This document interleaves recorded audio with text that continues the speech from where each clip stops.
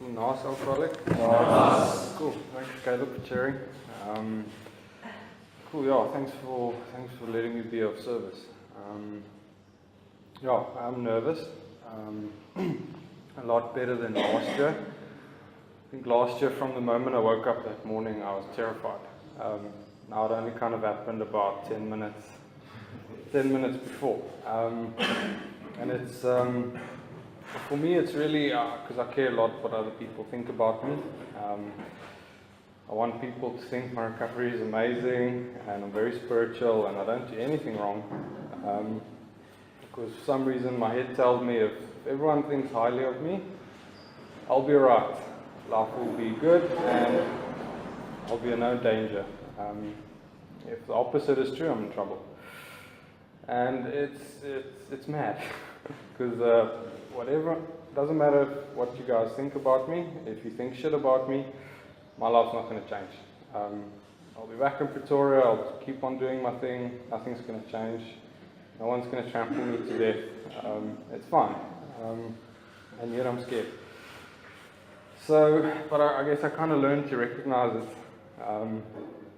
And it's funny, it's something that's happened for me this last time around. I started going against it. I think I got a glimmer that this thing here is messing shit up. So I kind of started pushing against it. But anyway, I'm just going to tell my story. So I'll start at the beginning. There's a lot of experiences that kind of stand out for me. I've shared them last year. I think I shared them up at the house once, but it's I don't really have any other ones. Maybe in a past life. Anyway, so yeah, the first one that kind of comes to mind is I was in grade 1, and yeah, I was scared. I guess kind of like any kid would be going to grade 1, but kind of my behavior was different to the other kids. I remember sitting on the playground and I'd watch. I remember like a moment. I saw them kicking a ball around, and I sat on the grass alone, and I kept to myself. And I kind of at the time I couldn't quite comprehend how they just kind of like did that, how they just kind of interacted with one another. For me, that was, I don't know, I guess I was scared, I guess I was self-obsessed. I don't really remember too much, but I remember staying away. I remember sitting there. And I remember other people coming and trying to like get me to play with them, because they could see I I didn't have friends, and they wanted to help. So yeah, I guess that's kind of the first weird thing. There's normal people like that out there.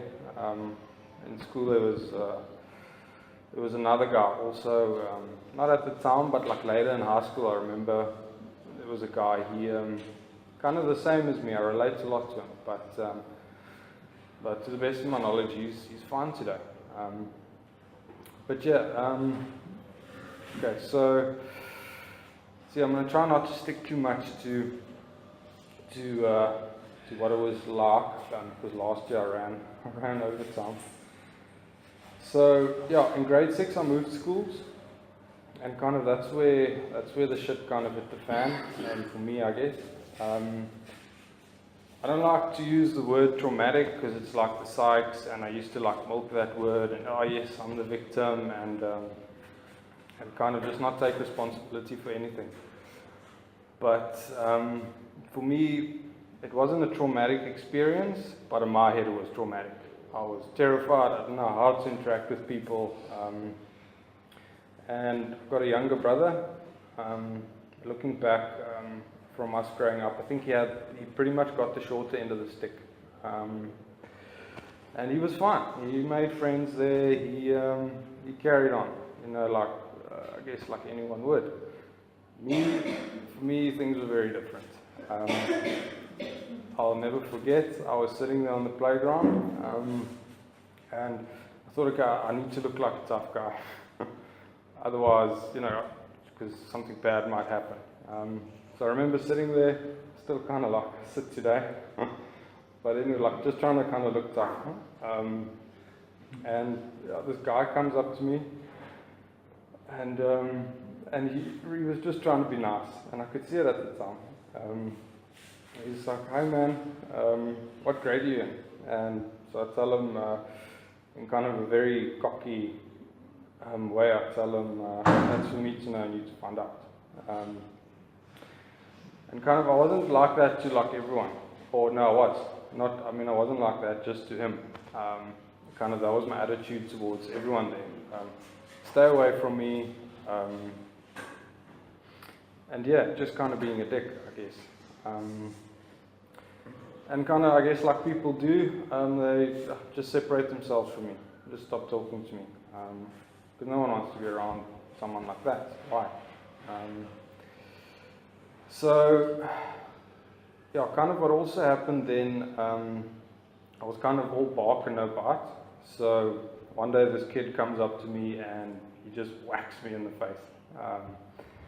And I just stand there, and I start sobbing a bit, and like in that moment, a lot of people share about crippling fear.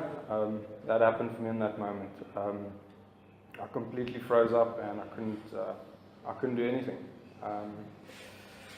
And so, yeah, what I then decided to do, which is not a wise decision, but I just isolate myself. There was a spot on the playground, it was like up on the banks, away from everyone else. And as soon as break would come, I'd go sit there and kind of entertain myself in my head. Another big problem of mine, I'm very, very much in my head because I escape reality that way. And yeah, that carried on for about a year and a half until I went to high school. Just isolated. And kind of at that stage, I wanted to make friends, I really did, and I tried. To the best of my ability, I tried, and with no results. I found myself so heavily self-obsessed. Like for example, I remember I'd stand with, okay, this is weird, it was like a group of Indian people, because at the time they looked gangster to me. I thought I'd be safe if I could kind of be with the gangsters and no one would like pick on me type of stuff. But anyway, so like I'm standing there with them, and I'd never like contribute to the conversation, because constantly in the back of my head, I'm like, what are they thinking about me? What are other people thinking about me standing there? What can I say that sounds cool? And just not following the conversation.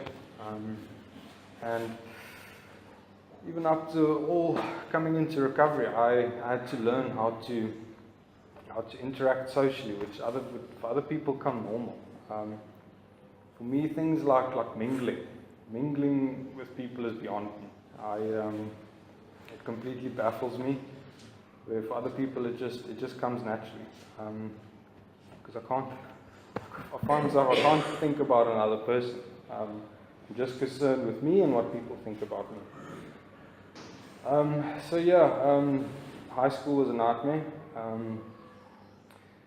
And yeah, but eventually I just want to share this quick and then I'm done with high school.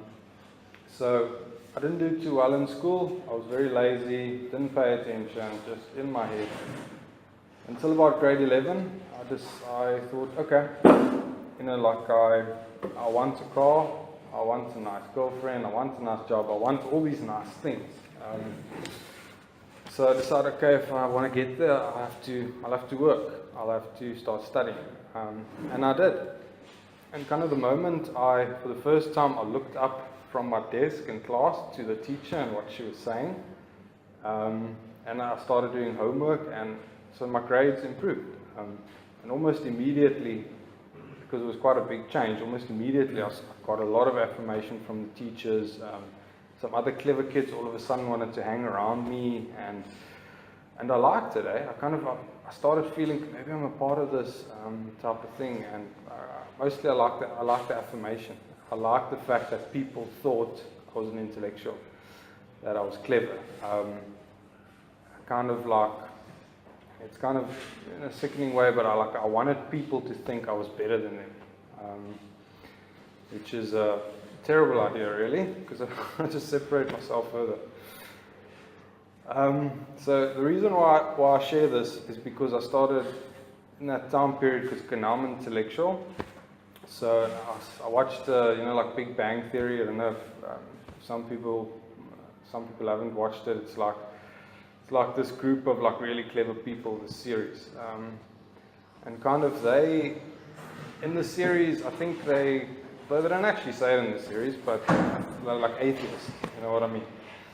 And I started also like reading Stephen Hawking books and like clever, and I think atheism was a fad at the time. A lot of things, movies about atheism and all that stuff. And I hopped onto that train. It's amazing how my thinking just changed. Okay, now I'm an atheist. Because I believed I was, because I wanted people to think I was clever. I thought the dumb people believed in God and went to church, and the clever people were atheists. It's nonsense, but it's kind of how I saw stuff at the time. And just like that, I was atheist, and kind of it grew, and I became quite like a passionate atheist. I had like all the arguments against religion and all that stuff. Okay, cool. So then I went to, I got quite good marks, so I got into university, and like it says in the big book, I had arrived, and I really felt that way, because it was in Pretoria, no one knew me there, so it was a clean slate, because in my head, and most of it was true, that I was a loser, kind of, in school socially, and just kind of, so I kind of thought, okay, cool, that's a clean slate, no one knows me, no one knows my past, and everything's going to be different. I'm going to get a girlfriend, and I'm going to have friends, and all the things that are good with the world. Then, that didn't happen either. I still found myself not being able to make friends, and just kind of, same behavior, minimum time at varsity, because I like to be alone and I like to isolate, and I never saw those things as a problem. I justify it. I'm clever, I need to sit and think about stuff.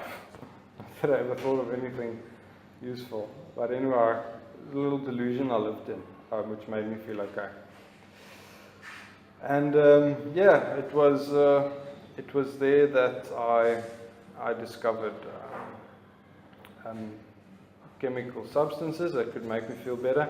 Just on that, look, I'm going to talk about drugs, I'm going to talk about alcohol specifically, simply because, it's just, I don't want to like Pretoria is very anal about an AA meeting, you're not allowed saying drugs, and I don't want to think about what I'm sharing, because then, it doesn't flow. So, I went to this, it was actually back in Howick, with people from school. I went to a social gathering type of thing, and there were drugs there. But when I got there, the guy whose flat it was, he was very cool in school. He was one of the mainos, and he had a garden cottage, and it was pimped out, had the disco lights and the big speakers, and it was cool. And I didn't feel very cool. People there were socializing, mingling, which I couldn't do. I remember sitting on a beanbag, just trying to look cool and look, whatever. And it unpleasant experience, not a very nice experience, but it was nothing new whatsoever. It was just life. And anyway, so they said, hey man, there's some drugs, do you want some? And they'd already used, but I didn't notice it, because there was no change in behavior. They were still carrying on talking to each other, chilling, whatever. And I was like, yeah, cool, why not? And the moment I put something in my system, everything changed. I became the life of the party. I was all over the show. I was talking non-stop. Couldn't give a damn about what anyone thought about me. And I think for the first time, like, I was set free. I was set free from myself, from the crap in my head. And yeah, I know some people share, for them it started slow. For me it was right, like Paul said, right from the beginning. I was completely in love with this amazing thing. I'd found what life was all about, and it was about this drug. And yeah, I ventured forth. And kind of also, I couldn't understand why no one else was doing this. Like, I tried to like get people, like, weirdly enough, my parents, yeah, and also my brother. Like, I was like, bro, you gotta try this stuff. It's amazing. And but for them it wasn't. For them, I guess they feel a bit better. I don't know, but you know, definitely different effect to that. That had a very different effect on me. And so I ended up using with my brother for quite a while, for about a year. And we both actually used chronically. Funny enough, yet he's not an alcoholic. For him, I don't know. For him, I think it was more about, because the first time in our lives we had a relationship. I don't know. But anyway, after about a year, after failing like properly, just failing at everything, just being like in my flat for like a year. Okay, me and my brother decided, okay, we're going to stop. You know, this is not good. You know, we're fucking shit up. Parents are already pissed with us. They already know what's happening. We need to stop. And so we decided, okay, we're going back to Howick. We're going to visit the folks for the holidays, and we're not going to take anything with us, and we're going to stop. And my brother, he did stop. With ease, he stopped. He, playing computer games, talking to the parents, chilled, absolutely chilled. For me, I was, within about 2 weeks, I was in a psych ward. I completely lost the plot. It wasn't psychosis. My behavior was mad. I'm not a hostile person, but I was punching through windows and doing all sorts of shit there. Because I couldn't cope. All of a sudden, life was back. All the feelings were back, and I couldn't cope with it. I lost it. Anyway, cool. So I went to the psychiatrist. Like, that's because my parents sent me there. He was like, "Fuck, okay, this guy needs help." And I guess right from the beginning, I loved the psychiatrist. I absolutely loved her. Because everything was my dad's fault. Everything was other people's fault. Yeah, totally. You understand. Someone understands. And yeah, I was diagnosed with, I think, like, major depressive disorder. I was diagnosed with, social anxiety disorder, something, and some stuff within an hour and a half of being with her. I was diagnosed with these things.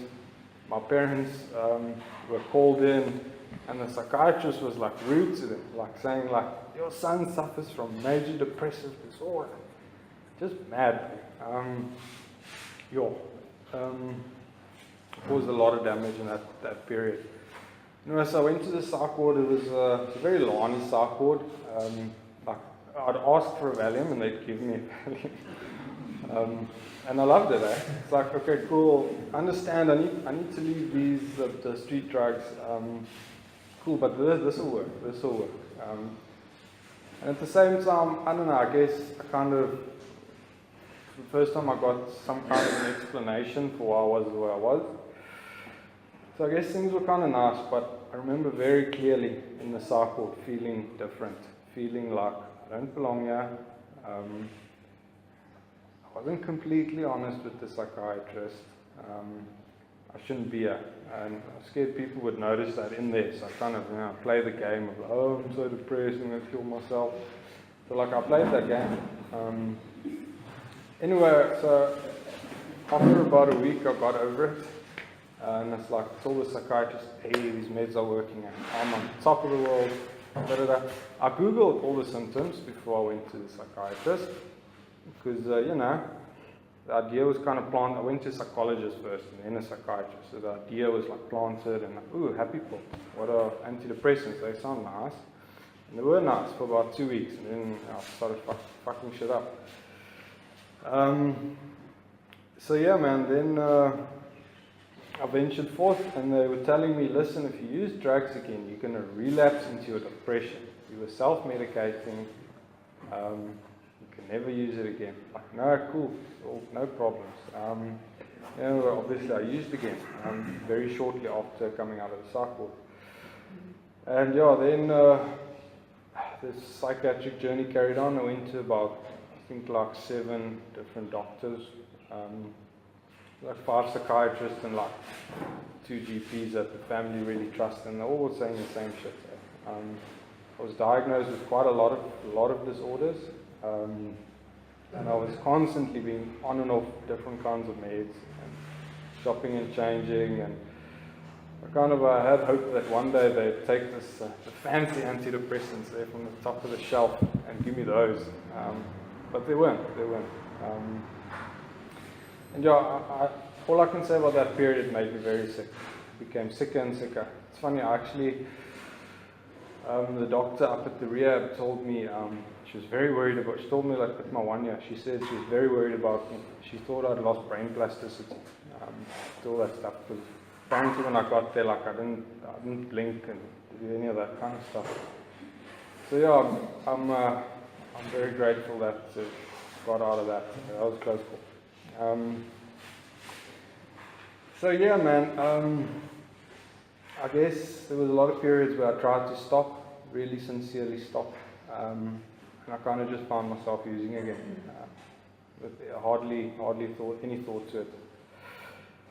Okay, cool. So my first 12-step rehab was Cedars. Just so you all know, Cedars is not affiliated with AA in any way. I'm just going to name it. So anyway, I went there. I was there 3 times in a year. So the first time I went there, I booked in for 10 days.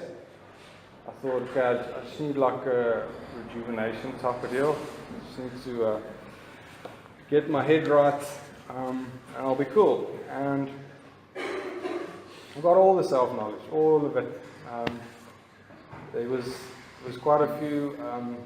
It was a very strong group at the time. They were drilling me, telling me you're going to use again, telling me you think you're special and different. All of those things I heard. And I kind of understood it intellectually, but it just kind of passed, it didn't resonate. I guess I thought, like I said, I had a big delusion that I was like this, like Albert Einstein type of deal, and I thought, I'd solve this problem. I'd do it myself. And yeah, I was there. They extended my stay to like 12 days, and I kicked it. And yeah, I used again after about 6 months, with all the self-knowledge. And I didn't go there to please the parents. I wanted to stop. I really did. Cool. I was like, cool, I need to go to meetings, do that stuff. I think I went to like 2 meetings a week. And like step work, for example, I couldn't be bothered. People in the rooms are doing step work. I didn't even give it a thought. So cool, just gonna go to some meetings. I'll be fine. I don't want to use again. I've made the decision not to use again. I'm not going to use again. Anyway, so 6 weeks later, thought crossed in my mind that it's maybe I can have 2. That'll be fine. I've been clean for a while now. And that was all it took. There was no debating in my head, nothing. Got in the car, drove to the pharmacy, got some pills, and I took 2, and didn't feel much. Took another 2, and don't remember much about what after that happened. Went into blackout. But anyway, so that carried on a binge for about a week, and a lot of remorse and like, oh fuck. I wasn't supposed to do this. Then I went to like another outpatient rehab, and then yeah, same thing. It was a little bit of a cycle. I had like, I could, about 3 weeks, binge for a week, 3 weeks, binge for a week. And I found myself back in the house on the hill here. So, oh fuck, I forgot. Oh, so when I went there the first time, I refused to come off the meds. Flat out, not coming off these meds. No ways, I need them. Because, it was a crutch. It's like, okay, I mustn't take the hard drugs, but I have to take something, because why didn't I want to come off meds? I was terrified of living life, completely terrified of it. So no, this is not happening. Second time around, that was a weird thing. I actually came here to like study. I was very obsessed over finishing my studies, because that's going to be my solution. And so I was trying to do it at home with my parents, and that's when the pain really by that stage the pain had become a lot. And I thought, okay, if I can just go maybe back to Cedars, because the seed was planted, and I saw, I had good moments there, and maybe if I studied there, things would be better. But by that stage, the drugs didn't really work anymore, unless I was in oblivion, which I did. But anyway, so basically, I wasn't part of anything there. I was there for 3 weeks. I had my laptop up in the room. Worst 3 weeks of my life. Horrible. I was withdrawing off other stuff that were keeping me on the meds. The meds were screwing with me big time. And yeah, absolute nightmare. Needless to say, I failed with distinction. So much shit going on in my head, I just wasn't capable of concentrating for 5 minutes. So much like I'd wait for everyone to finish eating breakfast, so I'd go down, because being around people was just too much. By that stage, it was completely overwhelming. And a horrible time. I tried to leave and tried to manipulate myself out, but the parents, they knew the deal by then. So I wasn't going to walk back to Howick. So okay, cool, just 3 weeks. And I left, and I was out for a month, and I was back. Now, what's important is, in that month, I didn't pick up my drug of choice. I was still on all the meds. They were being dispensed to me, so I was taking the normal dose. And I made the decision to come back into rehab, not having use my drug of choice and go to oblivion and all that stuff. Because in that month, I kind of thought I'd feel better once I'm out of Cedars, but it didn't. It just got worse, and I just, like I said, I failed properly, and I was just, I guess, kind of the pain of staying the way I was became less than the pain of change. And kind of, even before that, I'd gone, before Cedars, I went to some meetings now and again there in Pretoria. I think from 7 years ago, was my first meeting. So I kind of knew, there was a solution. I just wasn't, there was no step 1, 2, 3. I didn't really think I was powerless, and by no means was I going to turn my will and my life over. I'd go half measures, but not will in my life. There it is, all of it, full-blown commitment, not. Which is what I did the last time. Like I said, I didn't believe in God, so my step 3 was will in my life to my sponsor, will in my life to AA. And that's, it worked. I believe in God only came for me as a result of working the steps. It came around the time I started making amends. So if anyone doesn't believe in God, it sounds silly, but God will find you. So yeah, man, it's I really sweated it at the time. I really did. I kind of thought if I didn't believe in God, I was going to lose again. So yeah, man, I was like I really wanted it. I think I was far from perfect, but I wanted a solution because the other solution didn't work anymore. And yeah, the last time when I came back, I stayed there for 7 months in primary, and then I worked, and I still slept there for 3 months, and I was working at a restaurant and waitering. Then I went to the halfway house for 4 months, and when I went back up to Pretoria, I was in a halfway house for 3 months. So all in all, I was in treatment for like 17 months, and it's because I needed it, because completely incapable of living life. Making my bed felt like climbing a mountain, and so I just didn't do it. Interacting with people are impossible. I think people kind of just left me because they saw I was going through heavy withdrawals.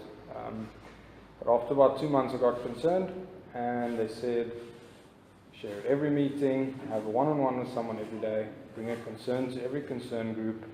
What was the other one? Oh, not allowed in your room. So, and yeah, man, I did those things to the best of my ability. I'll never forget, like, I would share, it would last maybe 10 seconds. I don't know what to say. And when I'd say, thanks for letting me share, I think only the people next to me said thanks, Naas, because no one else could hear me speak. I was so hyper self-conscious and so fearful that I couldn't get the words out. So recovery has given me a voice, which is really cool. Even like while I was working at this restaurant, I had to like shout. Because like how the system works, if someone places an order, you got to go to the kitchen, you got to shout to the chefs. And sometimes there's a lot of people shouting and it's noisy, and you got to shout, one burger please, or whatever. And in the 3 months I was there, I couldn't get it right. Never did I shout something and they heard me the first time. Maybe once when I was like quiet. Very difficult day. But I carried on pushing, forcing myself. And forcing myself to do those things wasn't really a problem.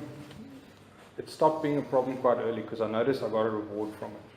When I'd share in a meeting, I'd feel better afterwards. When I'd go against my head in any way, I'd feel better. So it kind of got some momentum, and it worked. I had to experience the results. I had to. Otherwise, I can't live feeling the way I feel normally. Not me. So yeah, then okay, cool. So that's Let me move on to this year. So yeah, when I was in the halfway house, I was very defective still. I got concerned every group. I think there was like one group I didn't get concerned. And eventually they took me up to the house like for reality group type thing. Sitting in the office, counselor, everyone else in the halfway house, and for about an hour they're just going at me. And kind of something changed there. I don't think that's where I conceded defeat. I think I can, because I remember just before coming back the last time, I remember the moment very clearly where, I don't know how to explain it. It was just like enough. And yeah, I took step 1, 2, and 3 in that moment. But anyway, what kind of happened there, because I had 2 other waitering jobs before that, and I pretty much fucked that up because I was acting on defects. I tried not to, but I did. I was lazy, I had a shit attitude. And anyway, so it was about 11 months into recovery. And so my sponsor told me, he said, look, I'm giving you the option. Either you leave or you stay and you do it properly. And as I was driving down, I was alone in my car, driving down to the halfway house. I had money on me and I thought, I just need to hit a left here by, I was in a lot of pain. I don't like being called out. it's so like, I take shit very personally. You know, a lot of pain. And it's like, I just need to hit a left on the highway, go to the parents, things are cool with us now. But I stayed. I was close to a year, you know. But no, I drove on back to the half house and feeling like absolute shit, still waking up and looking for another job. Because the job I had, they weren't giving me enough shifts, and don't blame them for that. You know, obviously they could see I wasn't like the best waiter in the world. So yeah, and that's really when things changed for me big time. I had a lot of good times before that, a lot, but this is when things really, really changed. I went into that job humble, with the right attitude, which forced into me, and I was determined to make it work. And yeah, another waitering job, which I'm not good at. And really on it, I was during December this time last year, and so I was pretty much working a double shift every day. So from 11 in the morning till like when people leave at night. And I still managed to squeeze in 4 meetings. I don't remember how, but I did. And honestly, things took off for me big time. I became, I don't know, big time. It was amazing. I was working my ass off, and I'm the laziest person. I'll say with a good degree of confidence, I'm the laziest person in this room. Constantly getting into shit for it. And, you know, because waiting was perfect for me. It was a shitload of work. It was working with people. And honestly, it blew my mind. I became, I don't know how to explain it. Anyway, so when I went to the half house in Pretoria, very passionate at that time. And yeah, from there to about 18 months, I was mad, but I was passionate, balls to the wall, because this was now my solution. Scared going back to Pretoria, new half hours, people doing dodgy shit that's not like here, very frightened, and I'll work my solution. Naturally, because I know this is going to make me feel better. I helped a lot of people, even if they didn't want it. It's kind of, I felt so uniquely useful because of the meds thing. I had a shitload of experience with meds, and Pretoria, they do meds. Not everyone, you know, but a good deal of them do meds, they're on meds. And no one says a word about it, no one gives a crap. Putting up their hands for clean time, everyone's clapping, no one cares. To them it's just not, they don't see it as using. And it is. I know from my experience, when I took meds, I was using. Because I took meds to make me feel better and to cope with life on life's terms. Same reason why I use drugs. And yeah, man, I rustled a lot of feathers. But it's kind of that, like it's helping people is nice, it really is. But if either I carry the message, if I'm the first guy to tell someone there's a solution, or if I'm uniquely useful in some way, like that's the good stuff. And man, I went to, for the first 20 months of my recovery, I went to a meeting every day because I loved it. I shared at every meeting, and I did so with the motive to help. I really did, and I loved every minute of it. Service positions, you name it. Name one, I was part of it. H&I, phone line, fellowship development, PR, treasurer, literature, GSR, sponsoring people, all of it. And I like doing those things because it gave me a sense of being a part of, which I'd never experienced before. I'd experienced the illusion of it while I was drinking or taking drugs. But for the first time, really experienced it and just feeling useful. Amazing feeling to feel useful. That feeling of uselessness and self-pity had left me there. And really, it was amazing. And yeah, then after 17 months, I moved out of the half house, and my sponsor told me, it's like, yeah, it's a big adjustment, In my head I was going like, no, I'm just sleeping somewhere else. I'm still going to do the stuff that I normally do. And I did, but yeah, like I said, I was incapable of living life. I do believe that my recovery has been slower than most people, simply because there's a lot of stuff I struggle with. For the same reason, it's kind of, I don't want to say more amazing than other people's, but it's been amazing for that reason. Because every time I go against my head, I get a reward. And there's a lot of things to go against my head with.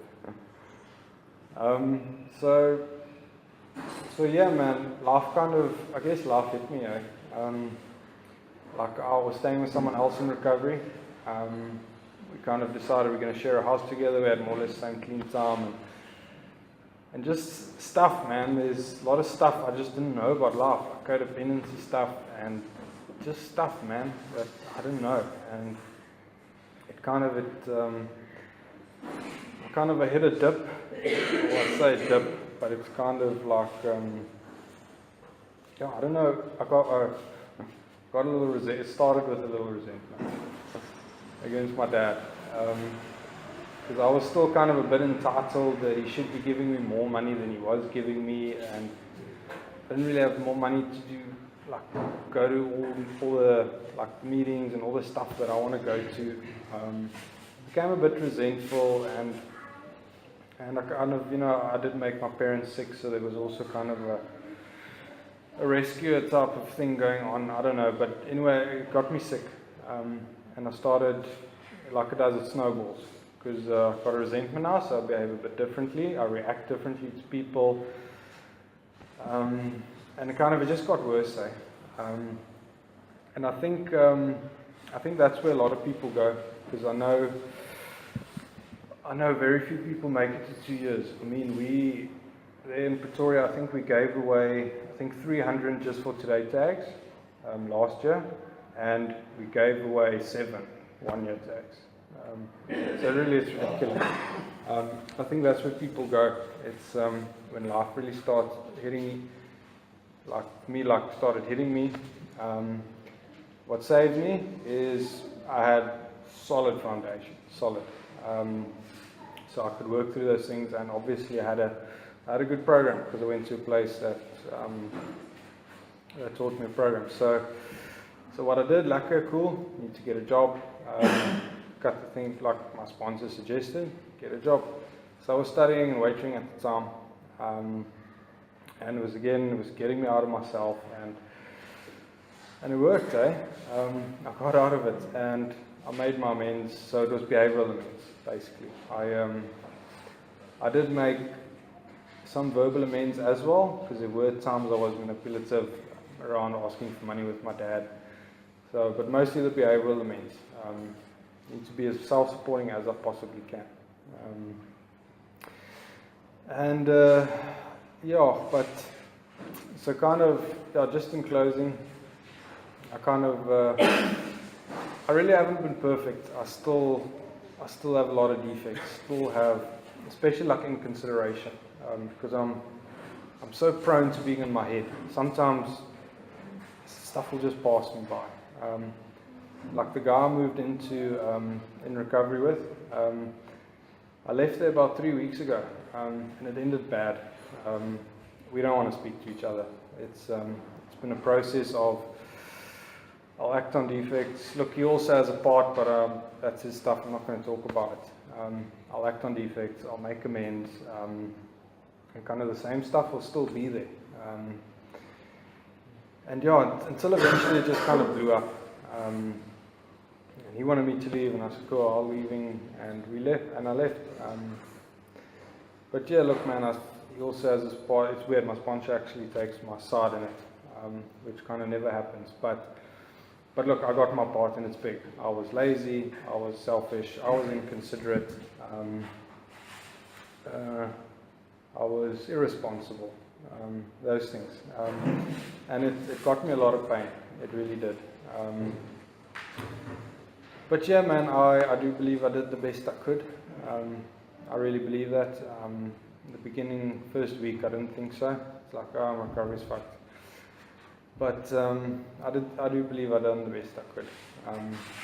And yeah, like the time and place for amends will come. My sponsor said not yet. So when I get back there, I'll make amends to him again.